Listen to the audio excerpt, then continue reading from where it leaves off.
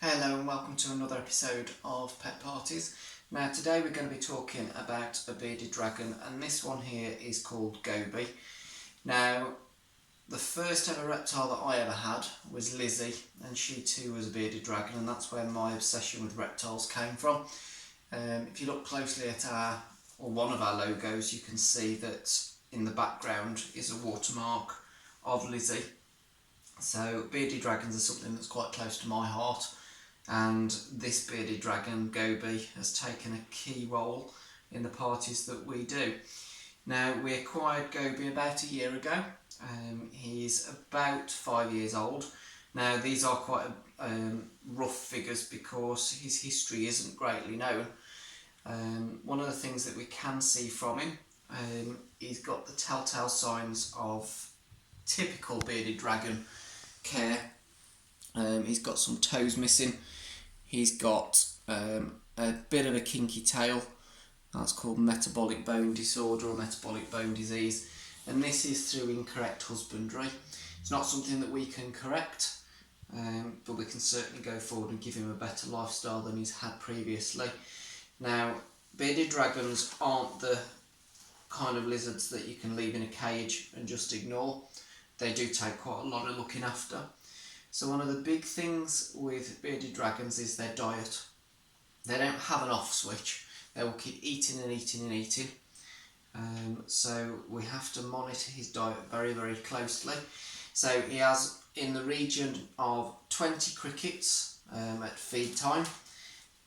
These are dusted with calcium to allow his bones to develop properly, and this is what causes this metabolic bone disorder, metabolic bone disease, the lack of the calcium, or not processing the calcium effectively. So his food's dusted with calcium. For those of you who don't know, we'll try and get a close-up of this. Calcium is a white powder which is sprinkled over the food. So this looks like that, sprinkled over the food, and it allows his bones to grow. Now all other reptiles that we have need calcium on their food, but for him and the lizard that we'll show you next week, it's the most important thing to have, because they don't get their calcium from any other place. So show you some of the foods that he eats. I won't get the crickets out, otherwise they'll end up all over the floor. But mealworms, a bit like what you see on I'm a Celebrity. These are the little worms, and beardies absolutely love these. We'll show you how he eats. Now beardies don't eat like you would expect. They have a little bit of a sticky tongue, and they poke their tongue out. He's not going to eat because he's not in his enclosure. He pokes his tongue out, and the mealworms stick to his tongue. I'll leave my hand here a little while I'm talking, in the hope that he spots them, and there you go. So he sticks his tongue out, it's got a sticky end, and then he eats them.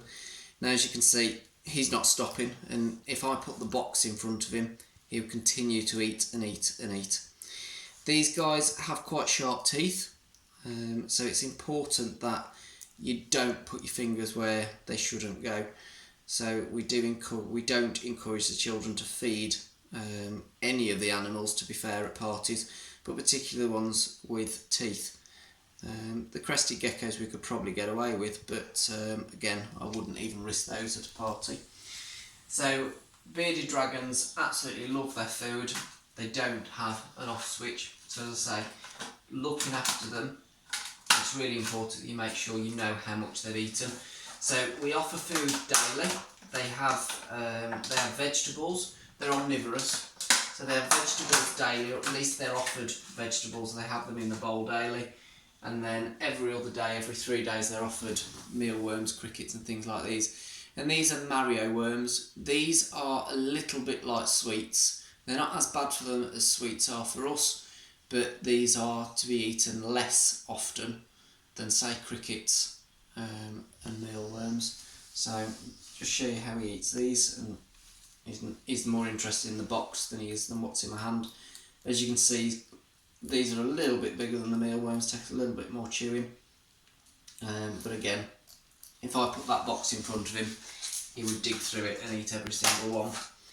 Now, the bigger the reptile gets, the more they need enrichment. The little ones are happy with having things to climb on and things like that, but these guys need stimulating, otherwise they get bored and they start developing negative traits like becoming viv defensive, which means that you can't go near the viv, you can't open it. They develop what they call a black beard. Now if you look at Gobi's beard currently, it should be orange, I can't see, but it should be orange. If he becomes unhappy, he becomes threatened, something like that, his beard will turn the same colour as my trousers, so they'll turn black, and he'll puff it out. It's a sign that he's not a happy bunny, that he really doesn't like what's happening. He did this at the weekend whilst we had him out in the sun, whilst I was stood over him. He really didn't like having somebody stood right over the top of him while he was quite low. Now, getting a reptile out in the sun is massively beneficial to them. So in Gobi's cage there is a tube light which provides the UVA and UVB that these guys require. We can get him out in the sun. 1 hour's worth of sun is on average the equivalent of about 12 hours worth of artificial light. Now the way that these guys detect the sun is something called a third eye. Now it's not a specific place, i.e. you can't see it, but it is just here. There's a depression just between his eyes. I will move my finger and allow the camera to focus shortly. Just here you've got a depression, and that is his third eye, and it's where the infrared is detected by the sun. All larger reptiles have them. All larger lizards have them, and it allows them to detect where the sun is and allow them to position their body most effectively. One of the ways that we provide enrichment for Gobi is to provide bigger things to play with effectively. So things that we have a big piece of wood that he can sit on, he can sit under, he can climb on and over, and he knows that he is because he wants to get down. And then he's got wood to bask on. So he may have spotted Cerberus in the cage, in which case he's going to go and show off. I'll see what he wants to do. These guys have brains. When we're at parties, we tell kids that if they want to get down, don't try and restrain them, because the only thing that's going to happen is you're going to get scratched or bitten. Yeah, we think they've spotted each other. So one will try and show a little bit of dominance, which we'll cut out in a second. So enrichment, massively, massively important. These guys love being handled. When we first started pet parties, we did swear Black's Blue that we were never going to get a bearded dragon because they were so normal. They didn't fit the ethos of what we were doing. No, he spotted his food. Didn't fit the ethos of what pet parties was about. You can't eat that. It didn't fit what we were about. We wanted different animals. But the more we went through, the more we decided that we wanted... I'm going to move these because Cerberus can now see them as well. The more we went on, the more we realised that actually a bearded dragon was what we needed. And as I say, he's fitted in absolutely brilliantly. Now his enclosure, it's quite simplistic in the way that it's designed. He does get fed in there. So he's got bark chippings. So it's not going to harm him if he eats it. Most of the time, because he's got a sticky tongue, he doesn't ingest it. So the impaction risk is greatly reduced by having bark. There is also a feeding station which is a tile, and on top of that is his water bowl, again to stop the wood bark getting mouldy. It also means that if he is wet because he's come out of his water bowl, again the bark doesn't get wet. He's got tiles which he's learnt to poo on, which means that we can clean the tiles far easier than if he was pooing in the wood bark. And then, as I say, he's got these bits for enrichment. These give him different heights as well to allow him to get closer to the heat source. And in this case, his heat source is a ceramic heat bulb. They're easy to regulate temperature. They're far more cost effective, and we haven't got the risk of it constantly blowing like bulbs do. Now, as you can see, he's extremely active, and one of the places that they like to sit is up on shoulders, and they tend to walk round and perch on the opposite shoulder that you put them on. He's not going to, because he knows that the food's down the bottom, so I might have to pull him down in a second. Now, questions, they haven't had any sent in this time, so I won't sort of go over any.